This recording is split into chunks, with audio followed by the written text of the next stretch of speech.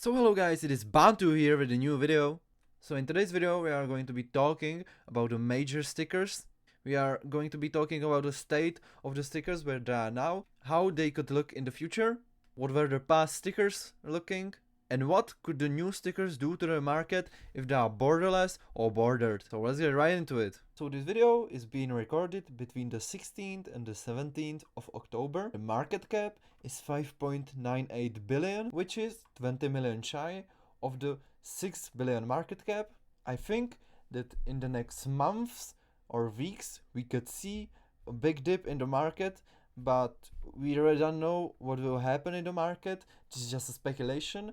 I want to be optimistic about the market, and I want to think that the market will rise and rise in price, maybe to something like 6.5 billion, but it is possible it will have a really big or even a small dip that you could buy in at the market and some months later sell for a big profit. So firstly, we have the indexes. I only have it to the Paris 2023 because the site eSport Fire, by the way, is not giving any more graphs after Paris 2023, but in the next moments of the video I will also show the Austin, Shanghai and Copenhagen. If you look at these stickers long time, we can see there's not such a big growth on any of these after the year 2020, because it is the first major that was heavily overstocked and even not really demanded. After that, Valve was really thinking what to do, because the pro scene is something that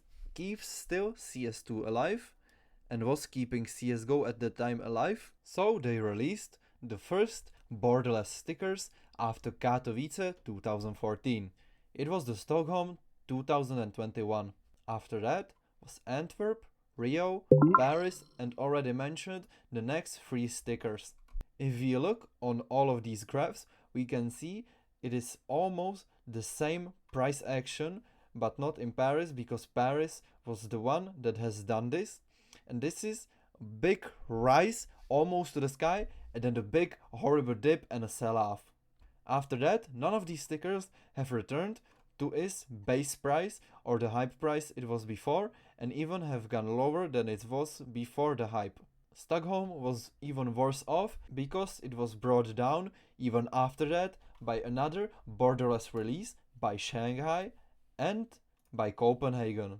But the main point I have here is that after the year 2020 there is no big growth, even if the stickers are bordered or borderless. We can see that after they get discontinued from the sale, they rise in price, but not as the old stickers, maybe like the Katowice or London or even stickers before it.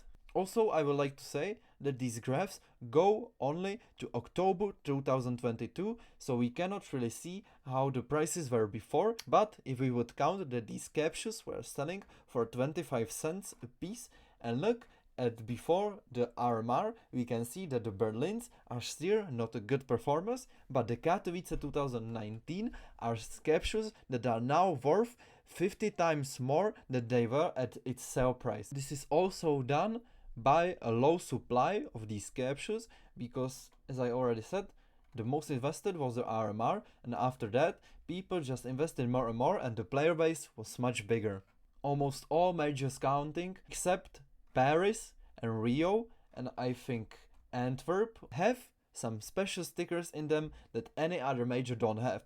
But the main problem with them is that those are just some exceptions. All of those other stickers, we already have more of them in borderless. And that's what's driving these prices down every time Valve releases a new borderless capsule. Now with Austin, they had a really good time going up, but we can only guess what will happen in the Budapest major, and I only hope for the best that Valve will release a bordered stickers with some good holo effects, comparing these to the old stickers, talking about DreamHack 2014, MLG Columbus 2016 and even Atlanta 2017, which are bordered but have incredible halo effects, and even though they are not as good as Katowice or Cologne 2015, they are still a pretty memorable and enjoyable stickers you would like to put on your gun. And what is the conclusion of this video? I think you should go and look at the whole sticker market, because right now we are in an era that is really uncertain what will happen next. I think you still can find some opportunities on the market where you can invest. Maybe talking about Rio being really cheap, maybe talking about Austin having a really low supply, or talking even about Shanghai having the same problem. Also, you can go beyond 2020 and look into old stickers like Berlin and London.